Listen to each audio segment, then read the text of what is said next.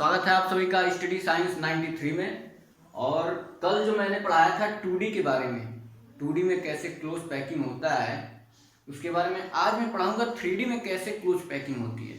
जो भी क्रिस्टल है उसकी क्लोज पैकिंग 3D में त्रिविमा में कैसे होती है। देखिए 3 डायमेंशन में कैसे होती है। 1D कैसे हुआ था, एक लाइन में। 2D 1D से ही 2D बना था, याद है ना, दो तरीके से। एक जो है स्क्वायर वाली थी, वर्ग बना था, और दूसरा हेक्सागोनल। हेक्सागोनल मतलब षटकोणीय संरचना बना था। जब डिप्रेशन में रखा गया था तो हेक्सागोनल बना था, और स्क्वायर वाला कब बना था, जब just above the one another रखा गया था तब बना था स्क्वायर। अब 1D से 2D, 2D से 3D। अब 2D से हम लोग बनाएंगे 3D में। कैसे बनाएंगे देखते हैं। 3D में बनाना है तो 2D में दो तरीके से बना था, उन दोनों तरीके से बनाएंगे। 2D में पहला तरीका क्या बना था, पहला जो है वर्गनिविट संरचना बना था। क्या बना था, वर्गनिविट संरचना, स्क्वायर क्लोज पैक्ड स्ट्रक्चर बना था। दूसरा क्या बना था, हेक्सागोनल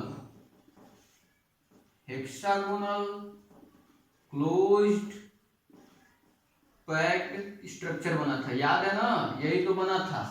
अब हम क्या करेंगे कि स्क्वायर क्लोज्ड पैक्ड स्ट्रक्चर से जो 2D में था,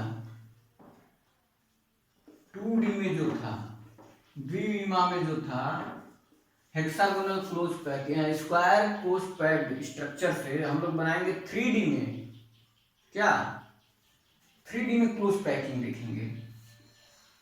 3D close packing from square close packed structure से। और दूसरा क्या है, इससे देखेंगे 3D क्लोज पैकिंग स्ट्रक्चर कैसे बन रहा है। दोनों से देखेंगे। 3D क्लोज पैकिंग किससे, हेक्सागोनल वाले से देखेंगे। तो पहले वाले से देखते हैं कैसे बनता है। अगर दिमाग में याद है, दिमाग में ये इमेजिनेशन पे ज्यादा डिपेंड करेगा। थोड़ा सा आप लोग इमेजिनेशन पावर अपना लगाइएगा। अगर याद होगा जो स्क्वायर क्लोज पैकिंग होती थी, कैसे होती थी, वही एक लेयर फिर उसी के ऊपर दूसरा लेयर, नहीं हाँ वो वाला तो था। अब हम क्या करेंगे, जो लेयर था 2D वाला, एक लेयर लेंगे। कैसे था वो बना देता हूं मैं, ऐसे ही था। अगर ऐसे छोड़ दिया जाए तो 1D हो गया, क्यों, ऐसे ही करके था। ये 2D स्क्वायर वाला था। अब मैं बहुत ज्यादा बताऊंगा नहीं कैसे स्क्वायर बना था, कैसे क्या हुआ था, इतना ज्यादा बताने की क्या जरूरत है, ये मैं बता चुका हूँ पिछले क्लास में। जिनको भी समझ में नहीं आया या फिर नहीं आ रहा ये वाला, पिछला क्लास जो ही देखेंगे समझ में आ जाएगा। और ये चैप्टर इतने आसान तरीके से मैंने बताया है कि कोई ऐसा टॉपिक ही नहीं है जो समझ में ना आए। जैसे कहानी बताते हैं, मैंने कहानी की तरह बताने की कोशिश की है। अब देखिए ये बन गया 2D वाला स्क्वायर क्लोज पैकिंग। क्यों स्क्वायर क्लोज पैकिंग कहा गया था, क्योंकि इससे कंटेक्ट था 4 और जब जोड़ा गया था इसके सेंटर को तो स्क्वायर बना था। अब यही वाला लेंगे लेयर, इसी पे और लेयर रखते चले जाएंगे, 3D बन जाएगा। जो 3D स्ट्रक्चर होता है उसको रियल स्ट्रक्चर बोलते हैं। कोई भी रियल स्ट्रक्चर होता है, पदार्थ की जो भी संरचनाएं होती हैं वो 3D में ही होती हैं। तो एक लेयर हमने लिया 2D वाला, ये मान लीजिए लेयर है मेरा हाथ, इसको मैंने ऐसे रख लिया। दूसरा लेयर फिर उसी तरह से, जैसे 2D में एक के ऊपर इस तरह रखे हैं ना, उसी तरह से ये लेयर लिया, दूसरा उसी के ऊपर ऐसे रख दिया। गत्ता है, लड्डू पैक करते हैं ना शादी विवाह में, लड्डू रख दिए, एक गत्ता लिए, लड्डू ऐसे रख दिए, ये वाला फिर ये इस तरह से लाइन से लड्डू रख दिया मैंने, ये रख दिया। अब जो इसके ऊपर दूसरा लेयर होगा उस पर लड्डू कैसे रखेंगे, इस लड्डू के ऊपर दूसरा वाला लड्डू इसके ऊपर रख दें, फिर इसके ऊपर रख दें, इसके ऊपर रख दें, ठीक, इसके ऊपर रख दें, इस तरह से रखते चले जाएं, तो ये दूसरा लेयर बन जाएगा। एक तरीका तो ऐसे रखते हैं लोग लड्डू, दूसरा गत्ता में कैसे रखते हैं, जो ये गड्ढा है इसमें रखते चले जाते हैं। तो अभी ये गड्ढे वाली बात नहीं करेंगे, हम डिप्रेशन की बात नहीं करेंगे अभी, बस वही इसके ऊपर रख दिए, इसके ऊपर रख दिए, और इस तरह से रखते रखते पूरा गत्ता भर जाए तो उसको क्या बोलेंगे, ये जो स्ट्रक्चर बना है पूरा लेयर वाला, उसको बोलेंगे 3D क्लोज पैकिंग। और कैसा रहेगा वो स्ट्रक्चर, क्यूबिक होगा। क्यों क्यूबिक, इस जो ये स्ट्रक्चर ये बनेगा 3D में इस तरह से लेयर लेयर लेयर जुड़ते हुए, उस स्ट्रक्चर को बोलेंगे सिंपल क्यूबिक स्ट्रक्चर बोलेंगे, या फिर बोलेंगे उसको क्या बोला गया है हिंदी में बोला गया है इसको सामान्य घनीय जालक, और उसकी जो एकक कोष्ठक है आद्य घनीय एकक कोष्ठक है, सामान्य घनीय जालक बोलते हैं। जब ऐसे रखते चले जाते हैं तो उसको बोला जाता है सामान्य घनीय जालक। मतलब क्या है, जनरल क्यूबिक लैटिस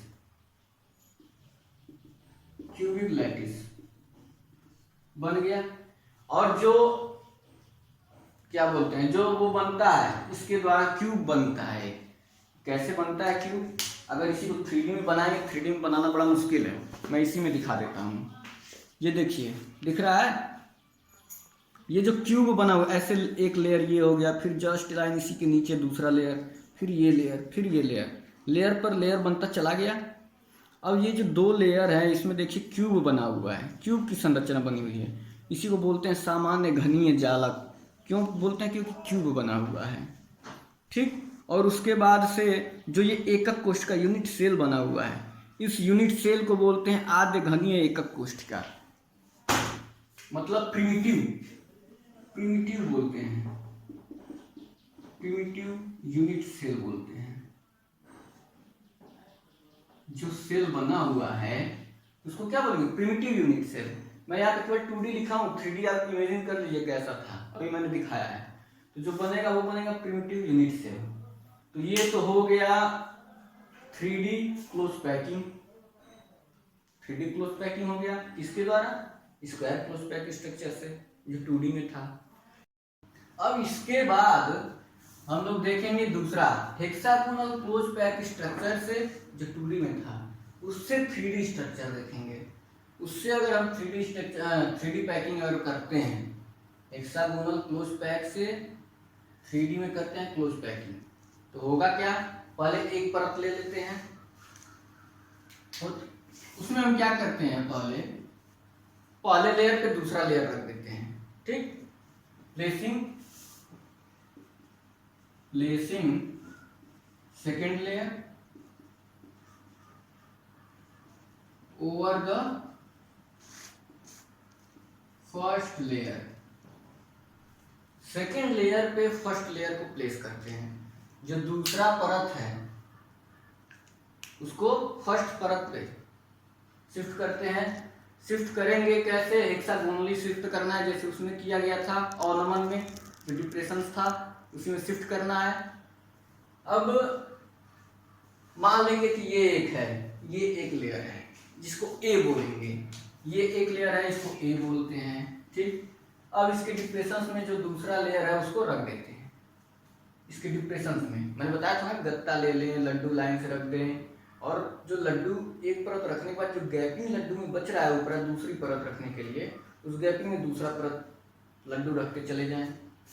इमेजिन करिएगा, लड्डू इसमें रखते चले गए, मतलब जो स्फेयर है, गोला है, उसको रखते चले गए, तो वो क्या है, ये अगर ए है तो ये बी की तरह हो गया, ये हो गया बी, दूसरा बी की तरह हो गया।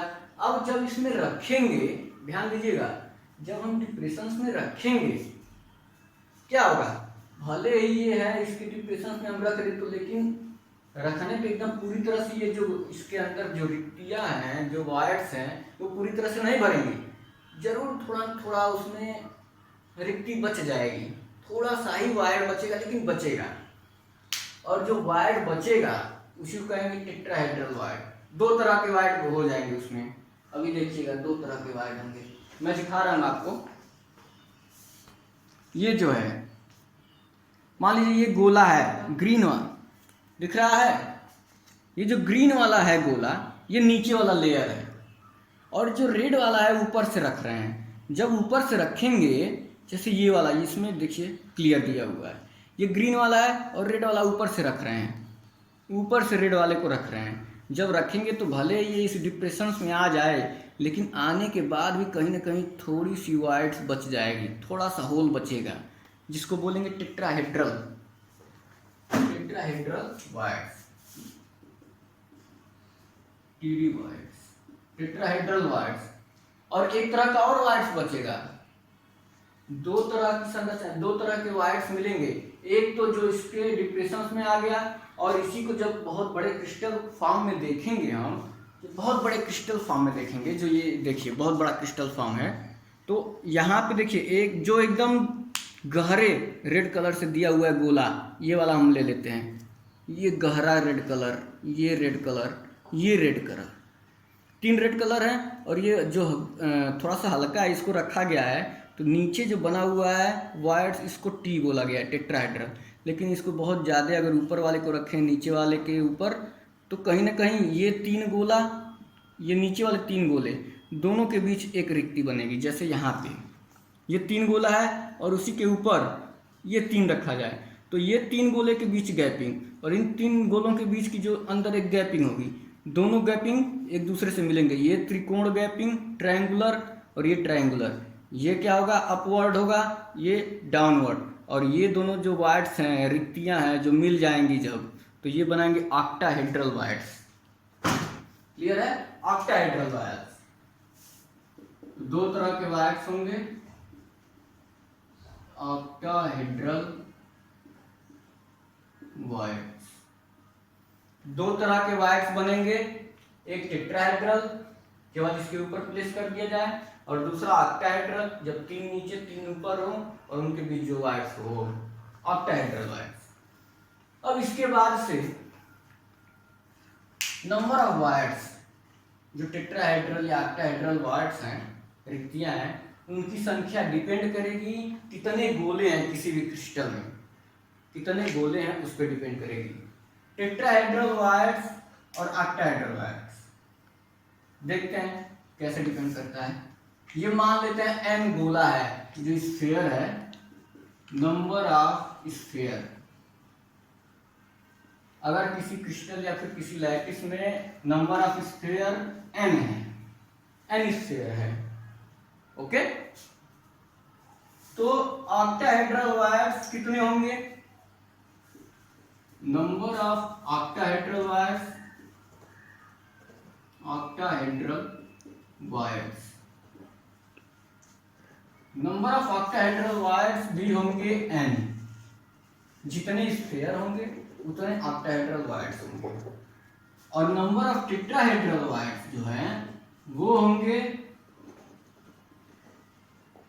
2n, दोगुने होंगे, जितने स्फीयर होंगे उसके दोगुने होंगे टेट्राहेड्रल वाइट्स। क्लियर है? ये याद रखिएगा, अभी कैलकुलेशन वाला पार्ट बचा हुआ है। अभी एक सवाल है, 1-2 क्वेश्चन है इस चैप्टर में इससे रिलेटेड, तो ये याद रखिएगा इतना। इसके बाद से अगला जो टॉपिक है, अच्छा, थर्ड लेयर। थर्ड लेयर को प्लेस करना है। अभी सेकेंड लेयर हो गया, सेकेंड लेयर प्लेस कर दिए, अब थर्ड लेयर को प्लेस करते हैं, साफ कर लेते हैं। अब तो प्लेसिंग था सेकेंड लेयर का, अब प्लेसिंग है थर्ड लेयर का।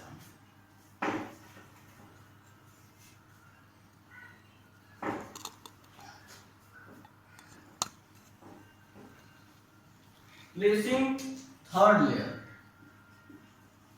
Over the second layer.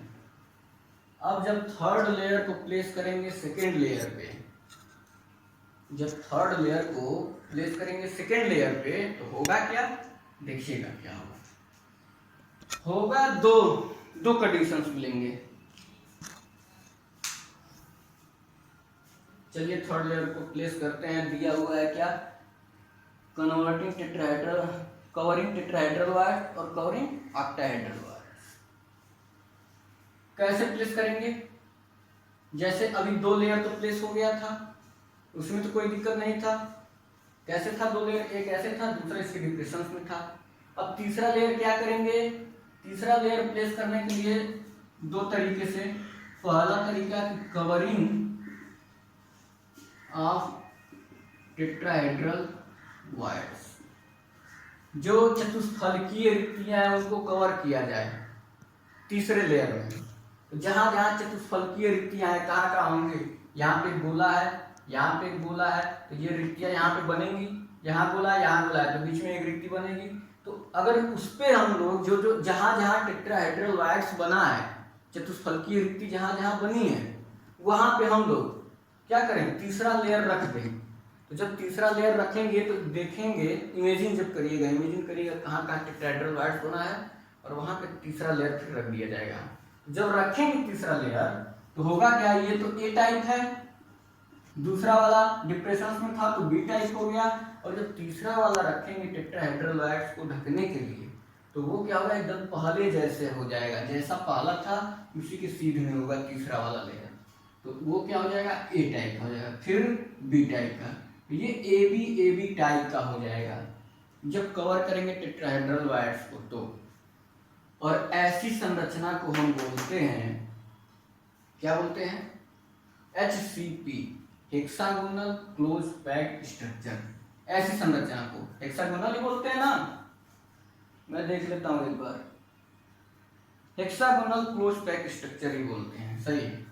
ऐसी संरचना को क्या बोलते हैं, HCP, hexagonal closed packed structure. Hindi में क्या बोलेंगे, षटकोणीय निविड संकुलन संरचना लिख देते हैं, षटकोणीय निविड संकुलक संरचना, इसको बोलते हैं। इस तरह का हो गया। अगला जब हम क्या करेंगे, अभी तो कवरिंग ऑफ टेट्राहेड्रल वायर्स हो गया, जिसको ये बोलते हैं HCP। दूसरा तरीका कवरिंग ऑफ ऑक्टाहेड्रल वायर्स। जब कवरिंग ऑफ ऑक्टाहेड्रल वायर्स करेंगे हम, ये दूसरा था, करते हैं, साफ कर लेते हैं इसको, कवरिंग ऑफ ऑक्टाहेड्रल वायर्स। शुरू से लेक्चर देखेंगे तो कोई दिक्कत नहीं होगा इस चैप्टर में, इतने आसान तरीके से मैंने समझाया है। मुझे लगता है जो पहले लेक्चर से देख रहा होगा इस चैप्टर को, उसके लिए तो कुछ नहीं है ये चैप्टर, बस एक कहानी बन के रह गई है जिसने भी पहले चैप्टर से देखा। दूसरा है कवरिंग ऑफ ऑक्टाहेड्रल वायर्स। दूसरा क्या है, कवरिंग ऑफ अष्टफलकीय जो रिक्तियां हैं उनका आच्छादन, ऑक्टाहेड्रल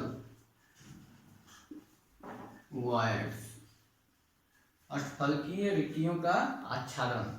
इस अभी तक हम लोग एक पढ़े हैं चतुष्फलकीय रिक्तियों का आच्छादन, चतुष्फलकीय जो रिक्ति था उसके ऊपर रख दिए थे गोला। अब जहां जहां तक अष्टफलकीय ऑक्टाहेड्रल वायर्स जहां बना है, मैंने बताया ना 2 तरह के वायर्स बनते थे, तो जहां अष्टफलकीय या फिर ऑक्टाहेड्रल वायर्स बना, उस पे उसके नीचे तीसरा लेयर हम प्लेस कर देते हैं। जब तीसरा लेयर प्लेस करेंगे तो होगा क्या, पहला लेयर तो ए था, दूसरा लेयर डिप्रेशन में था, उसको बी बोलते हैं। तीसरा लेयर जब ऑक्टाहेड्रल वायर्स के ऊपर जब सेट करेंगे तो वो ना तो ए के जैसे मैच करेगा, ना ही बी की तरह मैच करेगा, वो अपना अलग ही एक क्या बोलते हैं सीक्वेंस बनाता चला जाएगा, जिसको बोलेंगे सी। मतलब कि ये जो होगा कवरिंग ऑफ ऑक्टाहेड्रल वायर्स, ये ए बी सी टाइप के क्रिस्टल बनाते हैं या फिर लैटिस बनाते हैं। और ऐसे जो लैटिस होते हैं, ऐसे क्रिस्टल जो होते हैं, उनको बोलते हैं CCP। ऐसी जो संरचना बनती है, ऐसी संरचना को बोला जाता है CCP, मतलब cubic close packed structure, cubic close packed structure. या फिर इसी को बोला जाता है, एक और चीज बोलते हैं FCP मतलब फेस सेंटर पैक स्ट्रक्चर, इसके बारे में तो सब लोग जानते हैं। तो ये CCP या फिर FCP बनाते हैं। हो गया कवरिंग ऑक्टाहेड्रल वायर्स, हो गया ABC टाइप के बनाते हैं, और ऐसे जो क्रिस्टल होते हैं उनको CCP या फिर FCP बोला जाता है। अब सबसे ज्यादा जो इफिशियंसी होती है, जो इफिशियंसी का मतलब क्या होता है, जो क्रिस्टल की इफिशियंसी होती है, क्या बोलते हैं उसको, जो हमारा अगला टॉपिक भी है वही संकुलन क्षमता। पैकिंग की जो इफिशियंसी होती है, पैक करने की इफिशियंसी सबसे ज्यादा किसमें होता है, इसी में होता है, जो HCP है या फिर CCP FCP, इसी में सबसे ज्यादा क्षमता होती है पैकिंग की। पैकिंग इफिशियंसी सबसे ज्यादा होती है, और कितनी होती है, 74%। पैकिंग इफिशियंसी मतलब कि गत्ता है, उसमें जितना जगह है, टोटल में कितना परसेंट लड्डू भरा है, टोटल कितना है आयतन, वॉल्यूम कितना है, और जो लड्डू भरा है उसका वॉल्यूम कितना है, तो कितना भरा हुआ है वो कितना है, 74%, सबसे ज्यादा होता है। अगर हम इस तरीके से प्लेस करें, तो इन दोनों तरीके से प्लेस करें अगर, तो 74% होता है पैकिंग इफिशियंसी। इसके बाद से दिया हुआ है अगला हेडिंग है, छोटी सी हेडिंग है, खत्म कर देते हैं उसको। यौगिक का सूत्र और संपूरित रिक्तियों की संख्या। जो केमिकल फार्मूला है इसको साफ कर देते हैं। जो केमिकल फार्मूला है और जो वायर्स हैं इनके बीच एक रिलेशन है। जो भी टेट्राहेड्रल वायर्स या फिर ऑक्टाहेड्रल वायर्स हैं वो डिपेंड करते हैं किस पे, जो केमिकल फार्मूला है उस पे डिपेंड करते हैं। कैसे, हेडिंग लिख लेते हैं, formula of A compound and number of wire field.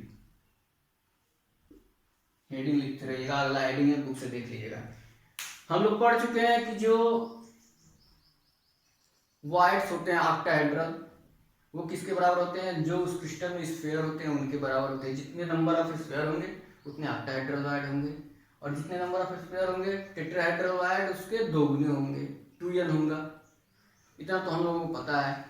और इसके बाद से हम देखते हैं कि जो रिक्तियां होती हैं पूरे क्रिस्टल में, तो रिक्तियां जरूर चाहे किसी भी तरीके से हम प्लेस कर लें वो कहीं ना कहीं रिक्तियां आ ही जाती हैं। जैसे मैंने अभी बताया टेट्राहेड्रल और ऑक्टाहेड्रल, तो वो जो रिक्तियां होती हैं वो कितनी होती हैं, रिक्तियां किस टाइप के किस अनुपात में होती है, वो डिसाइड करता है केमिकल फार्मूला। जो केमिकल फार्मूला होता है, मतलब केमिकल फार्मूला और जो वायर्स हैं उनके बीच एक रिलेशन होता है, उसको एक एग्जाम्पल के द्वारा समझाया गया है।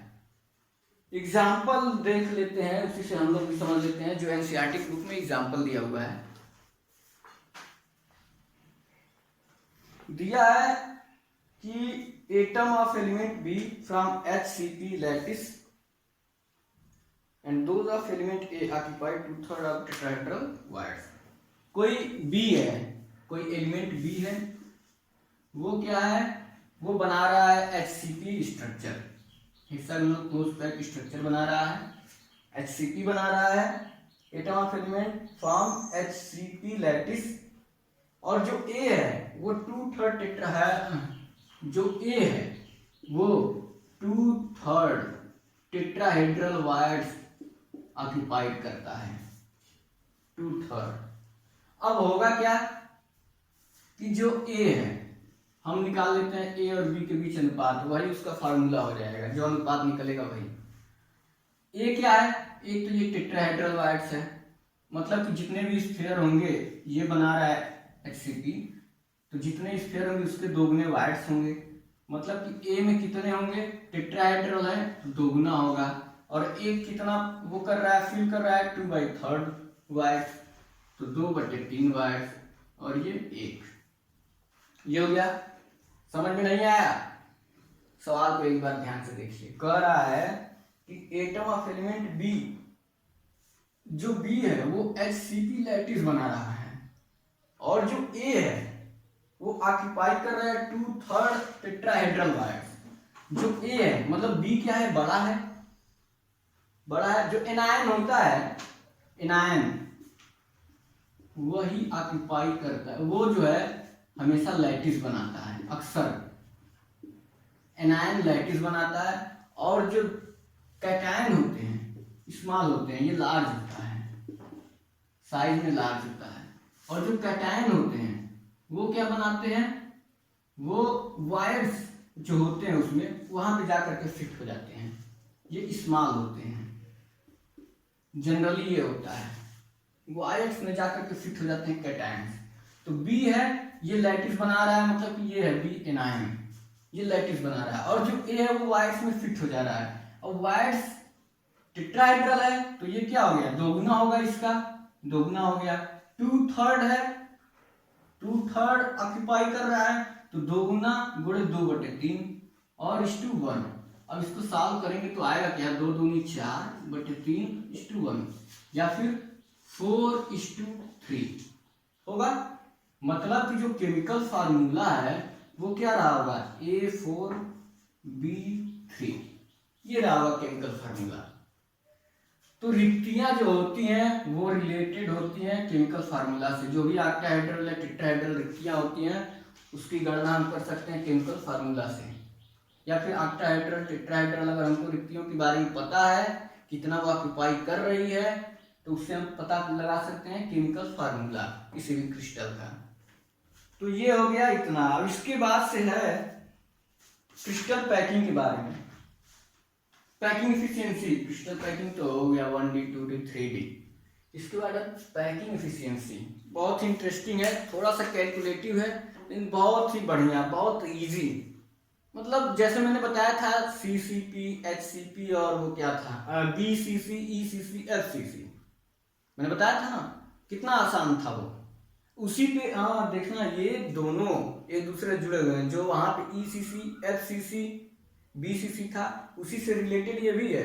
अगर हमको याद है कि ECC में क्या था, BCC में क्या था, तुरंत यहाँ पे पैकिंग एफिशिएंसी हम लोग निकाल लेंगे। तो टाइम है कितना होगा, 9 मिनट। तो मेरे ख्याल से इसको यहीं पे रोक देते हैं, अगले क्लास में बताएंगे। वो पुराना एक बार आप लोग रिपीट कर लीजिएगा, ECC FCC BCC, बहुत ही शानदार क्लास होगा अगला और बहुत ही आसान।